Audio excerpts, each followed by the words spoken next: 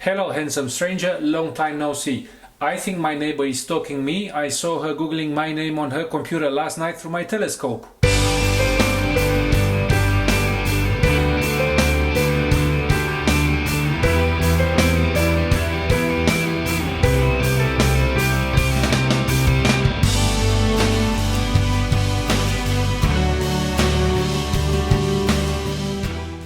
Welcome to the Academy of Photography, Christian Tudor. Today I am going to review, a little bit late, the Canon 80D.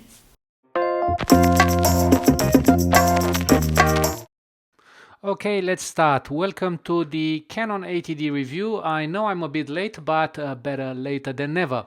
So I got my hands on this Canon 80D. I do have a 70D and I just wanted to know the differences and why, and who should actually upgrade from 70D to 80D. Anyway, let's go through the quick specifications.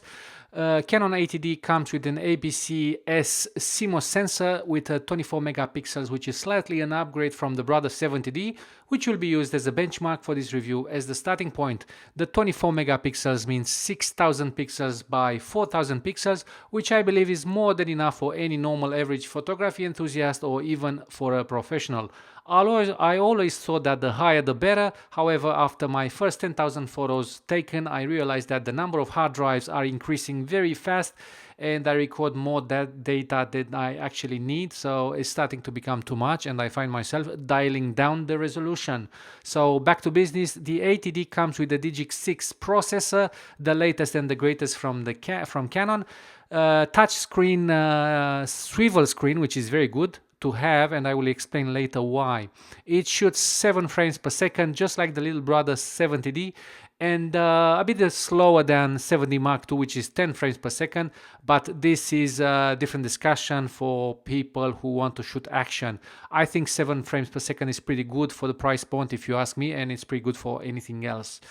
It has a built-in flash, a shutter speed from 8,000ths of a second to 30 seconds. ISO goes between 100 and 16,000, which is better than the 70D, which stops at 6,400, so that's a plus. This ISO is expandable to 25,645 focus points that can be used in a wide variety of modes and combinations. It shoots video in 2 formats, MOV and MP4, which is a nice upgrade from the 70D. And in the MP4 format, it can go up to 50 frames per second, Full HD, 920 by 1080p. It uses SD card only, and that is a downside from the bigger brother, which is a 70 Mark II or whatever other brothers that are having a dual card and CF cards facilities. Let's go through the physical features. The Canon 80D is virtually identical with the 70D with very small variances. It is a medium-sized DSLR, bigger than 100D and 1200D and smaller than 60D, 5D Mark II, Mark III and 7D Mark II and the other bigger brothers. It has a typical Canon setup: top dial, top LCD screen with the buttons autofocus, drive, ISO and metering, shutter button on the right and the on-off button and the shooting mode dial on the left. Back buttons almost identical with the 70D with slight design variations. I guess someone from Canon design department must be kept busy.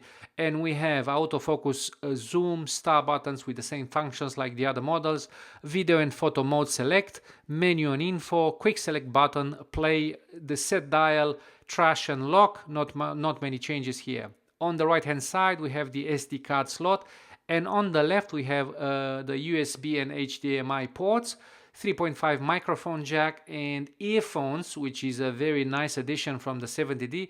It's very useful for people like me wanting to shoot video. Otherwise you need to make other arrangement to hear what you are shooting. For me it is a nice feature as it tells me the quality of and the intensity of the sound getting into the footage, as believe me, I have stuffed up before. Anyway, flash buttons and the lens release buttons as usual in front of the camera. On the bottom, the battery slot. 80D takes the same LPE6N batteries like most of the mid-range and high-end cameras, so no comments here other than thanking Canon for not changing this. The swivel touchscreen is very useful for the ease of use, especially for video when you turn the camera towards yourself, like me. This makes the perfect camera for the typical YouTube vlogger or whatever. I am seeing this more and more being used. Anyway, it's a touch screen, which is very nice. Let's go through the menus and settings in detail. These are typical for the Canon users. A few changes have been operated in comparison with the 70D, but not much.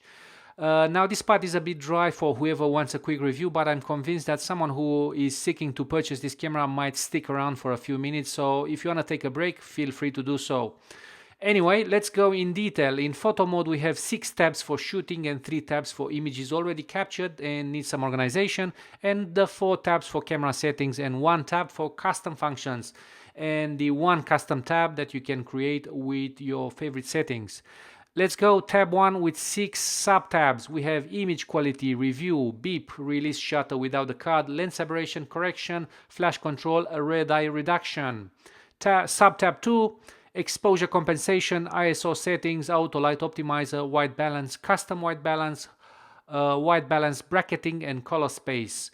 Moving on, picture style, long exposure noise reduction, high ISO noise reduction, highlight tone priority, dust delete data, multiple exposure, HDR mode. About this HDR mode, just a quick comment. It is a mistake to believe that you will spit out those highly spectacular HDR images if you see when you see them online. These are produced by softwares. This camera will give you something that really wonder yourself if this is actually HDR. If you disagree, you're welcome to tell me otherwise. Anyway, this is outside today's video. Anyway, let's continue. We have the intervalometer, so you don't need an external one if you want to do time-lapse, which is very nice. This is a nice upgrade from 70D, which does not have. If you are into this, 80D is the camera to start considering if you want to do time-lapse. Moving on, a live shoot, autofocus method, touch shutter, grid display and exposure simulation. Moving on, a silent LV shooting and metering timer. Tab 2 with 3 sub-tabs, protect images, rotate, erase, print order, photo book, creative filters, raw image processing, cropping, resize rating, slideshow, image jump, highlight alert, autofocus point display, playback grid, histogram display, control vol over HDMI. Tab 3 with 4 sub-tabs, select folder, file numbering, auto rotate, format card, wireless communication. An interesting fact is that 5D Mark III does not have this feature, which is pretty useful if you want to control your camera with your phone from a distance. For the experienced users, this can be awesome. Think about it, you can leave the camera in the bush and shoot from someplace else. And moving on, auto power off, LCD brightness, LCD on and off, date, time and zone, language, viewfinder display and GPS settings. This doesn't mean you have a GPS embedded in the camera, but an external unit. We continue video system, feature guide, touch control, battery info, sensor cleaning, info button display options and info button LV options, multifunction lock, custom shooting, clear camera settings, copyright certificate and firmware. And tab 4 is for custom functions, exposure, autofocus and operations in clear. This is not the time and the video to get into these, but I'll probably do another video in the future. Last tab is the custom menu, where you can add manually the settings you use the most and don't want to scroll left and right and top and bottom all the time. This can be very useful.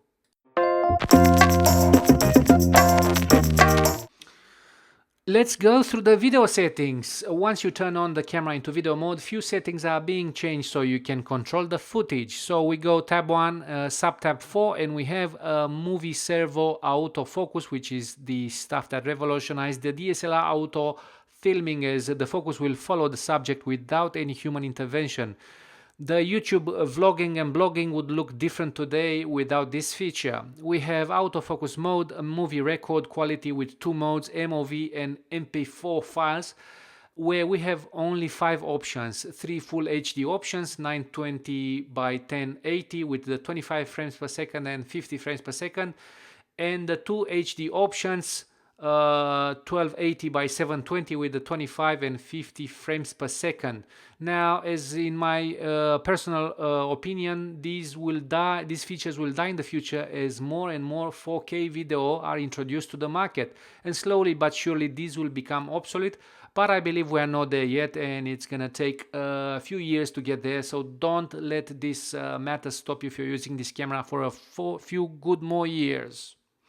Anyway, continuing our menu mode review, we have digital zoom, sound recording mode, which is important to master and understand when shooting video, movie servo autofocus, and movie servo autofocus speed. Today I'm going to test the 80D and the 70D with two pictures next to each other to see which one performs better. I suspect it's gonna be almost the same result, but let's let the pictures talk for themselves. All the cameras, as per usual, have the exact same settings, the exact same lens, so we compare apples with apples. Okay, we have on the left hand side the image taken with the 70D, and on the right hand side the image taken with the 80D. As I'm looking the entire picture, I cannot see any difference. They are both very sharp. They have been taken with the time priority setting 125, ISO 100, and anyway, very sharp images for both of them. I will try to go and see if we have any differences and look through a small detail.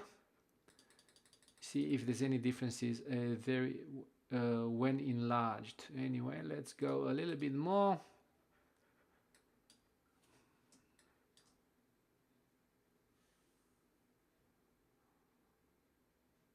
I think it's pretty much out there. I'm just trying to find, I would say pixels are almost identical. So in terms of sharpness, both cameras are doing the exact same.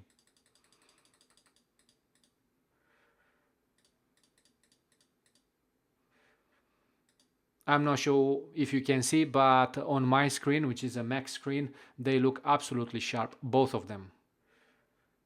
Just wanted to test both cameras in low light, and I am surprised to find out that the ISOs are slightly different. On the left hand side you have the 70D shot 1/100th of a second on a tripod f5.6 and ISO 6400. Same settings on the right hand side, same thing, same deal, and ISO 6400. I have to admit that I'm disappointed with the 80D on this one because the noise is more obvious, and the 70D is actually smoother. Now you can't see much of a difference when you zoom out, but I have to tell you I am actually a bit surprised by that. I have taken a picture with the 80D on the right hand side with a 16,000 ISO just to prove a point where we sit. So this is one, this is the one. Okay, this with the exactly same settings, 1/100th of a second, f5.6, and this one, we'll see what it goes. It's probably smoother, but we lose a little bit of detail. So on the right hand side you have 16,000 ISO. On the left hand side we've got 6400 ISO 70D, and yeah, I think this is interesting because it does have a difference. I didn't expect that, to be honest with you. Anyway, this is it. Let's test the video now.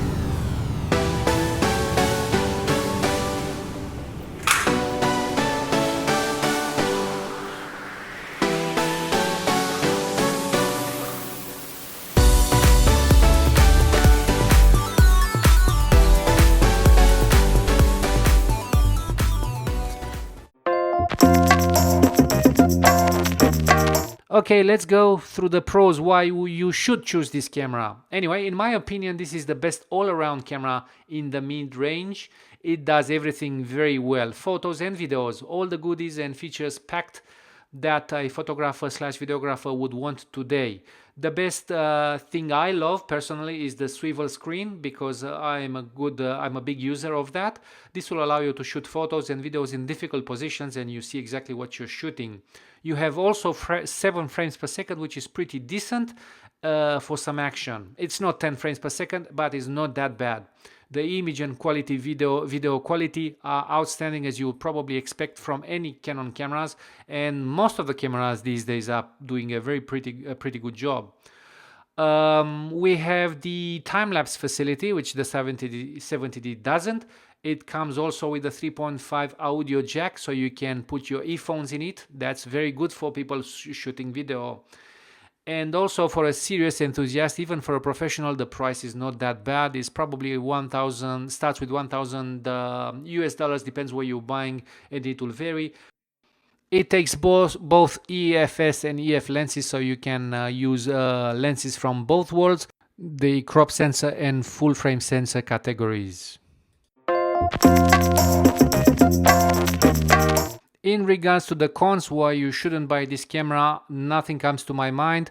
Other than the price, I am pretty sure there's a lot of people out there for which $1,000 is a lot of money. So it's not entirely cheap. It depends how you look at it, but it's also not expensive. Actually, looking through my entire review, I have to admit that I'm a bit disappointed with the ISO performance of this camera. I would expect newer cameras have better performance, but in this case, I believe my 70D is doing a better job than the 80D. So if ISO is important to you, you might want to take this into consideration.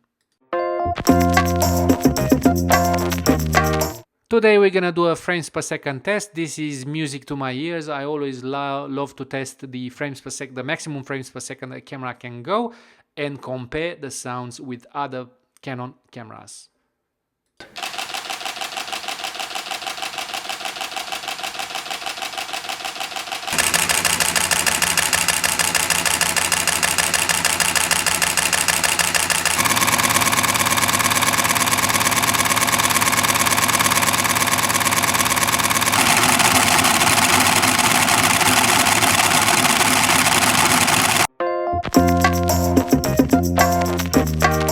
And in conclusion, this is probably one of the best cameras which does everything very well, photos and videos, and it will deliver the high quality expectations. For its price point, it's one of the best deals out there, in my opinion. It's good enough to be used professionally if you really wanted to, without much fuss, and it's not too heavy, so you can take it with you when you travel. In my personal opinion, because I'm choosing my 70D to shoot more often than the other bigger cameras, it's lighter, an 80D would do perfect. Thank you for watching. Until I see you next time, I wish you happy shooting as always. Thank you.